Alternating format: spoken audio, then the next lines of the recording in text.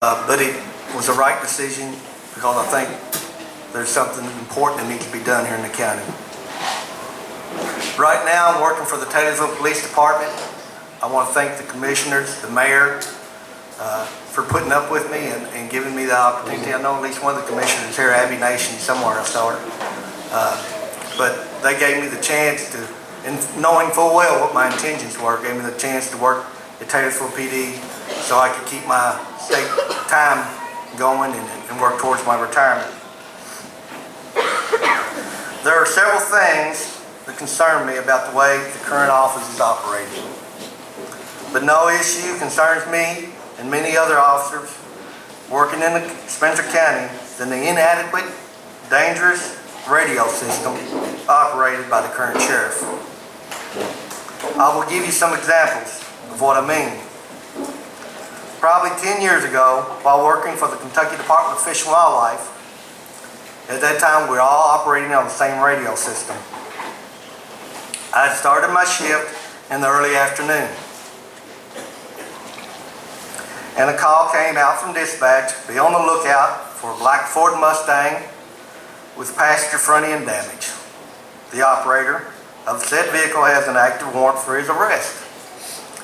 I admit, you kind of put this stuff in the back of your mind, you hear it a lot. Sometimes it means something later on, sometimes it doesn't. But I heard the call and kind of put it back in the memory banks.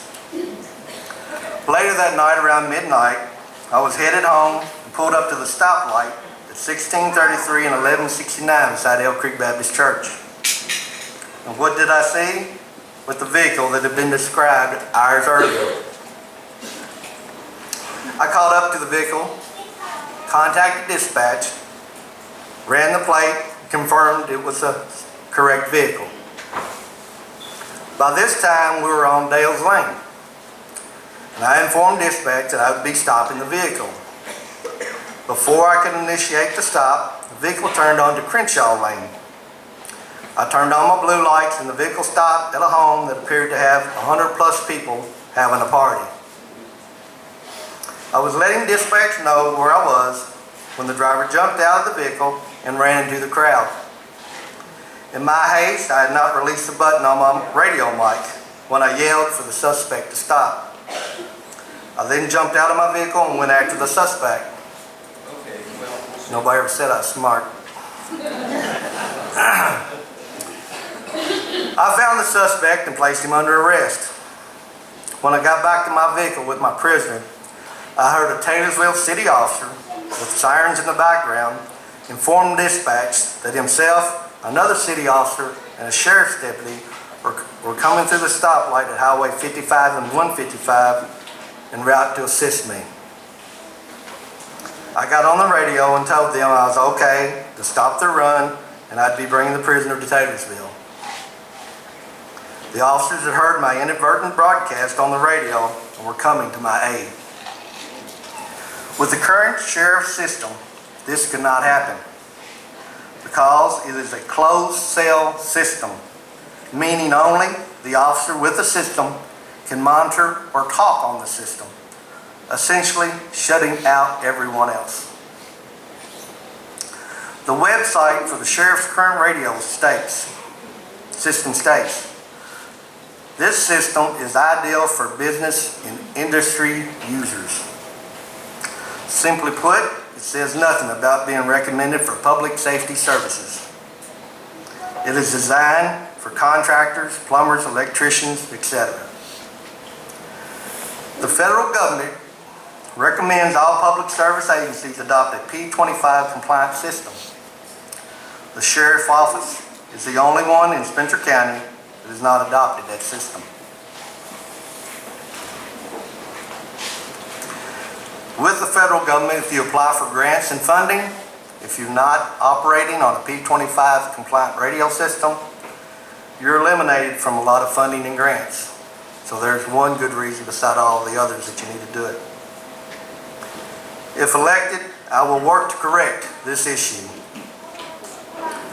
Although I could give you numerous examples where the current radio system has failed, I will convey only one more, then move on. Approximately 3 or 4 years ago, The People's Bank at Elk Creek was robbed at gunpoint. One of those ladies that was robbed at gunpoint is here tonight.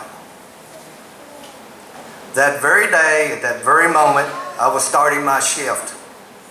At this time, I was being dispatched by KSP Post 12 and could not hear any of the sheriff's transmissions. Because of the delay in me being notified and by not being able to monitor the sheriff's system, I believe I met the suspects on 11/69 that day. But too late to react to the situation, and they got past me. Later, one of the suspects' hooded sweatshirts was found lying in the roadway of Highway 1169, the roadway I live on.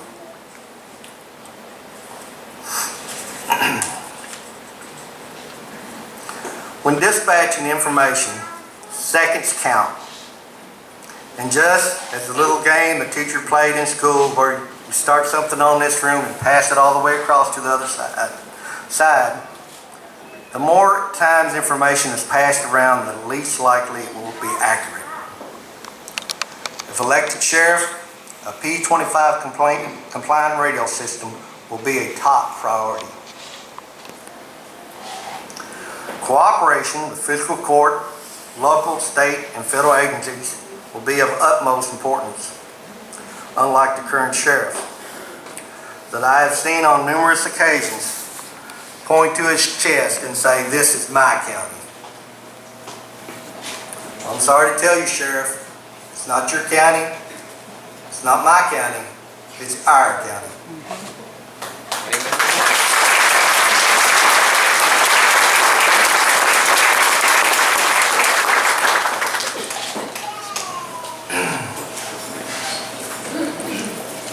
Fiscal court, all county employees, whether with the sheriff's department or another department, deserve to be treated with respect and cooperation. This is not happening now. There is a serious problem when you've had reportedly 28 to 29 deputies come and leave the agency. The sheriff's office needs to be a place that is pleasant to work, not one that you should feel intimidated in a place where harassment is commonplace.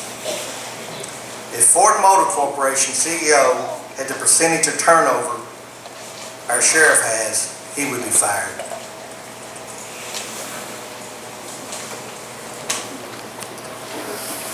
The mode issue that we all heard about was nothing more than a sham to take over the EMS building. The mode in the building was minor, and repair personnel even stated that if left alone, the mode would never have been an issue. Fiscal court offered our current sheriff 3 different locations while repairs were being made to the office. One location was a brand new building that could have been modified as a nice new temporary location, but the sheriff turned down all the options and sued fiscal court for not providing him with office space.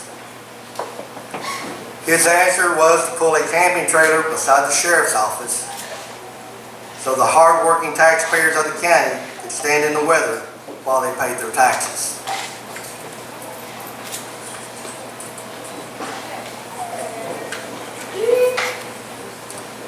During the whole time that the office was closed down, sheriff employees were confirmed running in and out of the office all day long.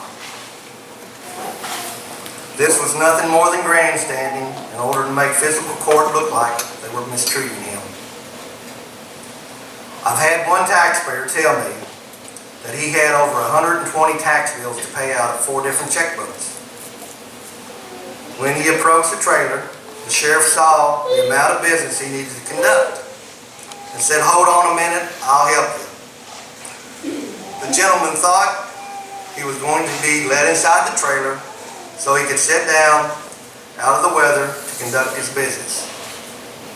To his surprise, the sheriff brought out a table and chair and set it in the parking lot. Our taxpayers, whether paying one small tax bill or several amounting to thousands of dollars, deserve more respect than this. And after all of this, the sheriff sued all the members of physical court at an estimated cost of $100,000. Then, before the lawsuit could be ruled on, the case was dropped to save his own embarrassment. When physical court saw it necessary to cut the sheriff's budget, instead of trying to work things out and make things work, he goes on local television and announces to everyone that he no longer is going to provide 24-hour service. Essentially, he announces to criminals we were open for their business. This, once again, was an attempt at grandstanding. In the end, the difference of money was about $22,000. A small amount in the scheme of things. A good manager would figure out a way to do with less. Ironically, shortly after this terrible loss of funds, he's able to give his chief deputy a $19,000 payment for unclaimed, undocumented time. I don't know anywhere else you can turn in undocumented time and get paid for. The sheriff's salary is set by statute. That is a given. But his chief deputy received $76,150.36 in pay during 2017. With benefits, insurance, etc., his salary approaches $100,000. But what bothers me even more is we have a major who made $72,426.56 with benefits also approaching nearly $100,000. I promise if elected, the major's position will be eliminated, and that money will be used to hire and retain officers. Officers must be paid a salary that they can feed and care for their families. It is much cheaper to retain good officers than continually train, lose, and retrain. Our current sheriff uses a policy manual from another county sheriff's office, with the other sheriff's office marked out and Spencer County written in all but a few places. If elected, my staff and I will craft a new policy manual for the Spencer County Sheriff's Office. The policy manual is a living, working document that can be changed and modified as conditions and situations dictate. Not a dusty secondhand document left unused on a shelf. While working for Kentucky Fish and Wildlife, I had the opportunity to wear a body camera. I have to admit, at first I was not sure of its worth in law enforcement. But after wearing one, I found they are a valuable tool. Not only do they record and retain evidence, they also protect officers from unfounded complaints, protect the agency and county, and protect the public by documenting actual events. If elected, I will search out grants for funding for such equipment. Marking of vehicles. If elected, all sheriff patrol vehicles will be marked. In law enforcement, visibility is a large deterrent to criminals. If a sheriff vehicle comes through your neighborhood, you need to be able to identify it and summons it for help if need be. I have to ask the sheriff, who are you hiding from? That's right. I will agree there are uses for unmarked vehicles in law enforcement, but not patrol vehicles in a small community like Spencer County. I vow to bring back the 24/7 coverage with the same or less than the current sheriff is spending now. It's all about management, not grandstanding to get your way.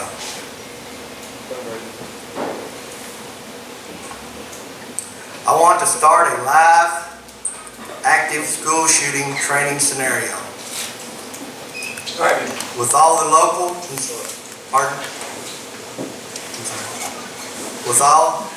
I want to conduct this with all the local, state, and federal agencies that's willing to participate. As we've seen, it can happen anywhere. In and training is the key to being ready for that time. The Kentucky flag states, "United we stand, divided we fall." Nowhere in the state has the sheriff divided a county as deeply as here in Spencer County for his own agenda and benefit.